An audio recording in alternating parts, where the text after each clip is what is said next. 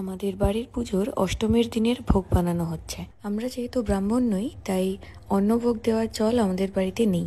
তাই জন্যে লুচি, সুজি, 5 রকম ভাজা এইসবই ভোগ দেওয়া হয় অষ্টমীতে। এখানে পম্পা বৌদি আর রুবি কাকিমা লুচি বানাচ্ছে।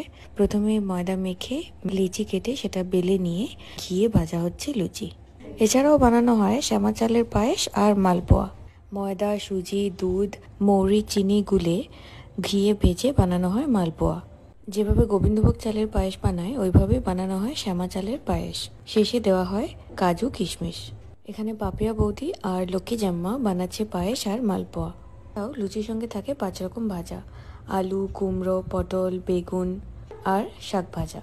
আলু, পটল সব পাতলা পাতলা করে গোল গোল করে কেটে নিয়ে ঘিয়ে ভেজে নেওয়া হয় সবজিগুলো সমস্ত ঘিয়ে ভেজে নিয়ে তারপরে শেষে শাকটা ভেজে নেওয়া হয়। পম্পা বৌদির সব সবজি ভাজা হয়ে গেলে আমার মা এখানে শাক ভেজে নিচ্ছে। লুচি, সুজি, 5 রকম ভাজা, পায়েস সব তৈরি হয়ে গেলে ঠাকুর দালানে নিয়ে যাওয়ার জন্য লুচিগুলো একটা পাথরের থালায় সাজিয়ে নেওয়া হয়। এরকমই আরও একটা পাথরের থালায় সাজিয়ে নেওয়া হয় মালপোয়া।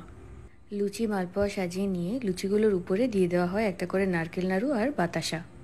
সবকিছু সুন্দর করে সাজিয়ে নিয়ে চলে যাওয়া হয় ঠাকুর দালানে। এর সাথে থাকে চালের নৈবেদ্য।